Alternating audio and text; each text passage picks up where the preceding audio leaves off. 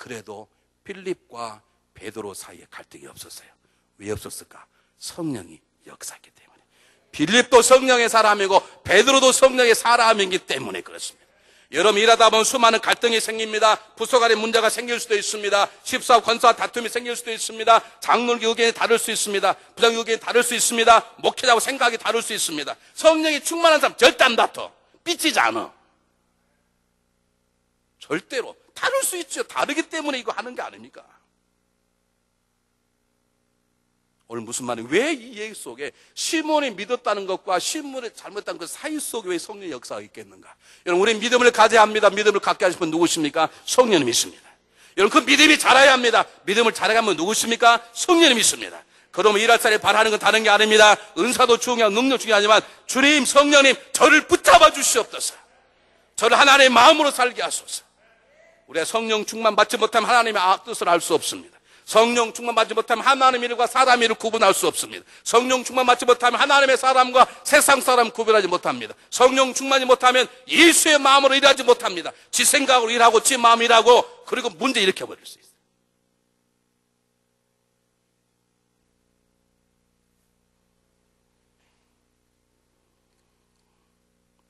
두고 보세요. 이번에도 우리가 이제 부장도 새로 정해지고 집성 새로 세워졌는데 성령 충만치 못하면요, 일하다 그만두겠다는 사람 분 계세요.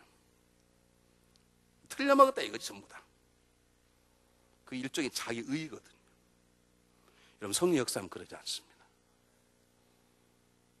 그냥 보겠습니다. 우리는 바나바를 너무 잘 압니다. 바나바는 전 자기의 가지고 있는 땅을 초대교회에 내놓던 사람입니다. 물질을 바쳤던 사람이에요. 그가 했던 탁월한 일 가운데 하나는 당시에 사울을 데려다가 안디옥교의 지도자로 삼은 거예요. 여러분, 사울이 어떤 사람입니까? 남녀를 불문하고 옥에 가둬놓은 행악자입니다. 그가 살기가 등등해서 동물의 먹이를 찢어 발견하는 그런 마음으로 잡아다 옥에 가둔 사람이에요. 어쩌면 사울이 잡아서 옥에 가둬놓은 사람 가운데 지금 그때까지 옥에서 못 나온 사람이 있었을 거예요. 그런데 바나바는 사울을 데려다가 자기의 안디옥 사이에 함께 일합니다. 바나바의 눈에 사울이, 과거는 과거지만 그는 지금 하나님이 세운 종임이 바나바의 눈에 보인 것이에요. 사도도 다 싫어합니다. 왜? 자기들의 원수인데 그 사도들을 찾아가서 사도 바울의 변화된 모습을 정확하게 설명하고 사울과 사도들과 하나가 되도록 도와준 사람이 누굽니까? 바나바입니다. 바나바와 사울과 함께 선교여행을 떠났습니다. 거기에 마가라는 사람이 있었습니다. 막 어린 나이에 선교여행 하다 보니까 너무 힘이 드네요. 중간에 주랭랑을 쳐버렸어요. 몇몇 안 된 사람이 함께 선교를 갔다 한 산에 빠져버리면 전체 선교 활동에 치명적 상처 입은 잊을 수 없는 아픔을 겪었어요. 근데 두 번째 선교여행을 가는데 바나바가 마가를 또 데리고 오는 거예요. 한 번의 실수는 있었지만 이 사람을 쓰자는 거지. 사도 바울은 안 된다는 거죠. 사람 보면 다 안다는 거지. 사람은 보면 다 안다는 거지. 결국 둘이 싸우고 헤어집니다. 바나바는 마가를 데리고 가고 사울은 실라를 데리고 떠납니다. 여러분 아십니까? 그렇게 떠났던 마가가 나중에 베드로의 후계자가 되고 탁월한 자가 되고 마가 복음을 쓴 자가 되고 그리고 사도 바울의 사역에도 굉장히 도움을 되는 자가 되고 결국 사도 바울이 죽을 때 가장 보고 싶었던 사람 중 하나가 마가였어요. 누가 더 분별력 있는 사람입니까? 바나바였습니다. 왜 그렇습니까? 그가 성령 충만을 받았기 때문입니다. 그래서 바나바를 설명할 때 바나바는 착한 자요 성령과 믿음이 충만한 자라. 여러분, 성령 충만치 못하면 열심히 일하다가 문제 일으킬 수 있습니다. 성령 충만 못하면 열심히 일하다가 시험 들 수 있습니다. 성령 충만 열심히 일하다가 다른 사람 다치게 할 수 있습니다. 여러분 그렇지 않나요? 물어볼게요. 사람이 살다가 이혼을 했어. 그냥 죽일 사람입니까? 왜 그 사람들 상처를 치료하고 세워줘야 됩니까? 저주하고 교회도 못 들어게 해야 됩니까? 얘기해 보시죠.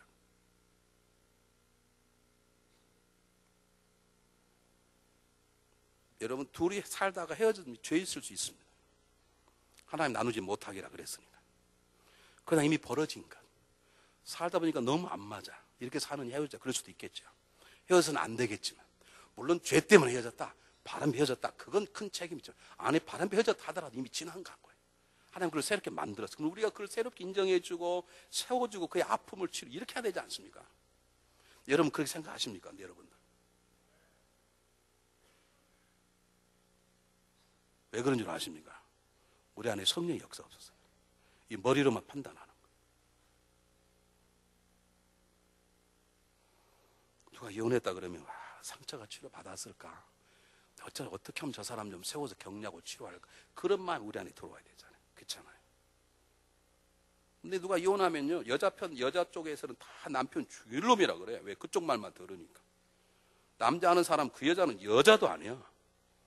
여러분 다 들어보셨습니까?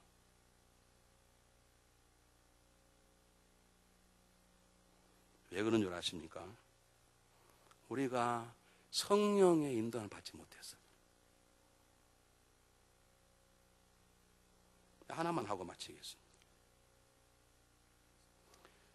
한국 감리교회 한 감리교회에서 필리핀에 선교를 갔어요.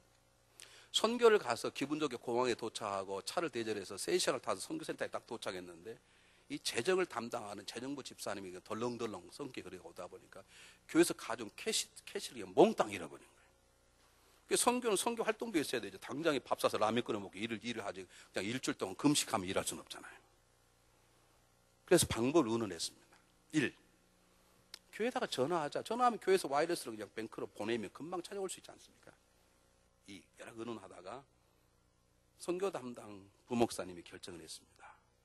그러지 말고 우리 그분에게 책임 묻지도 말고 그분 실수하면 우리가 함께 기도하는 우리 죄도 있으니까 우리가 하여튼 비상금 가져온 거 다 내놓아서 우리 그 비상금을 씁시다. 사실 다 비상금을 내놓았는데 놀라운 것은 그 비상금 모아놓은 돈이 가져온 돈하고 똑같은 거예요. 일주일 동안 열심히 일을 했습니다. 그리고 돌아갑니다.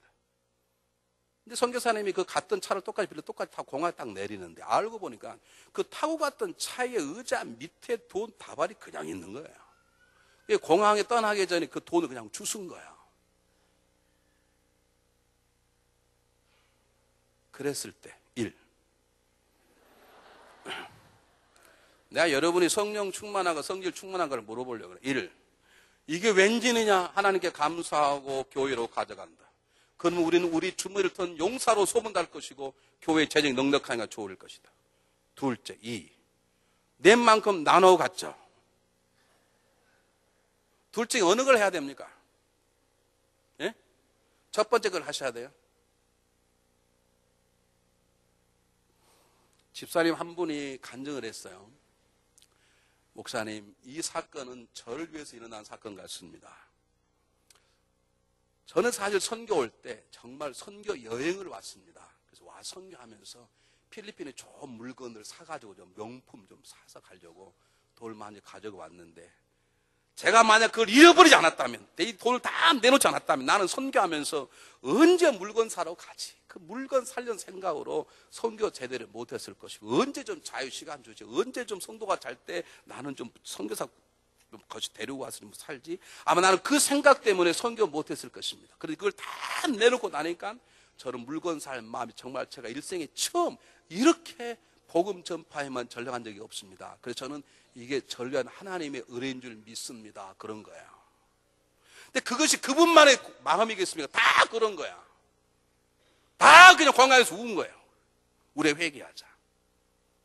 그리고 이 돈은 틀림없이 하나님께서 이 선교지 뭐가 필요하다. 선교사님에게 드렸어. 놀라운 거예요. 선교사님이 3년 동안 어떤 일을 해야 돼. 돈이 없어서 못했는데 그 한 사건으로 딱 해결된 거예요. 우리 같으면 가져왔을 거예요. 돈 안 썼다. 돈 안 쓴 걸 자랑으로 생각하는 사람들 있어요. 여러분, 선교는 돈 쓰러 가는 거예요. 잘못 써서 문제인 것이지. 여러분, 이런 위기를 극복할 수 있는 것은 인간의 지혜로 되지 않습니다. 우리의 마음을 붙잡아 주시는 성령의 역사가 되는 것입니다. 다른 말로 하겠습니다. 성령의 역사가 되기 때문에 내가 부족해도 내가 연약해도 걱정할 게 없습니다. 그분이 날 또 역사하시면 나도 그분처럼 일할 수 있기 때문입니다. 내가 무지합니다. 근데 성령이 내 안에 역사하면 내가 하나님의 지혜로 하나님의 마음으로 하는 능력 일하게 될 것입니다. 그러므로 남을 비판할 것도 없고 내 자신을 열등감 가질 것도 없어. 그저 성령님이 내 안에 역사하소서. 성령이 내 마음을 붙잡아 주소서. 그 성령님이 하나님의 마음으로 일하게 하고 예수의 지혜로 일하게 하고 하나님 능력 일하게 하는 것이에요. 문제는 성령이 내 안에 없기 때문에. 왜 없냐? 성령을 갈망하지 않기 때문에. 지금도 예수 믿어서 잘 사는 게 우리 꿈이기 때문에. 예수 믿기 좀 가난하면 어떻습니까? 여러분, 지난주 일주일 동안 여러분, 제가 가장 작은 교회 목사님들 모시고 집회를 했어요. 얼마나 설교들 잘하세요? 아멘 안 해요? 내가 물어 그들이 왜 설교를 잘할까요? 여러분 가운데 그런 분 계실, 야, 요즘 조그만 교회 젊은 목사님 설교 잘하구나. 때가 되면 우리 목사님 좀 바꿔봐야 되겠다. 그런 분 계실지 몰라. 여러분 착각하지 마세요. 그분들이 잘하는 게 아니에요. 그분들도 하나님 우리에게 은혜 주시려고 하나님 성령의 역사니까 잘하는 거예요. 내가 그분들 무시하는 게 아니에요. 성령의 역사니까 그분들 이 자리 서기만 하면 설교가 잘 되는 거예요. 본인도 설교하면서 놀래는 거라.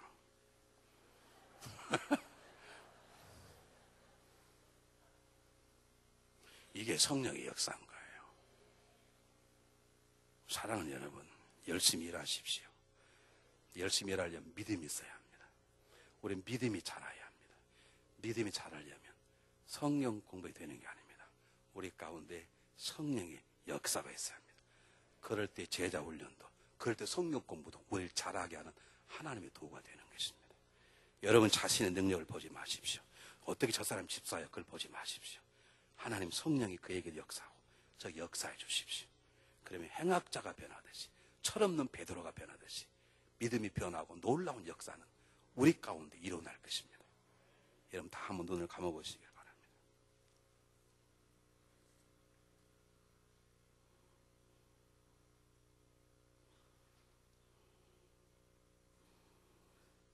여러분 한번 들어보시기 바랍니다. 사도행전 7장에 스데반이 죽음이 나옵니다. 스데반이 돌에 맞아 죽는데, 돌에 맞아 죽으면서 무릎을 꿇고 기도했다 그랬습니다. 여러분 돌에 맞아 죽는데 무릎 꿇을 필요가 뭐가 있습니까? 차라리 죽은 척 가만히 엎져 있으면 한 대 덜 맞을 텐데 왜 일어나 무릎을 꿇습니까? 그러면 여러 개 맞았을 것입니다. 차라리 그냥 죽은 척 있었으면 죽었나 보다 갔을 것입니다. 그러면 기도하고 죽으면 될 텐데 왜 스데반이 돌에 맞아 죽으면서 일어나 무릎을 꿇었을까요? 이유는 간단합니다. 믿음의 사람, 하나님의 종은 어떤 상황 속에서도, 어떤 고통 속, 어떤 유혹 속에서도 자세가 흐트러지지 않아야 함을 말합니다. 어떤 핍박이 와도 흔들리지 말아야 합니다. 어떤 칭찬이 와도 교만하지 말아야 합니다. 어떤 방해가 와도 하던 일을 멈춰서는 안 됩니다. 그게 스데반의 모습입니다. 이건 저절로 되는 게 아닙니다. 성령의 능력으로만 됩니다. 그 성령은 앞절에 스데반에게 성령이 충만하더라 그랬습니다. 오늘 저에게 임원으로 본받은 모든 분들에게 이 성령이 충만 있으시기를 주의 이름으로 축원해 드립니다. 아멘. 다 눈을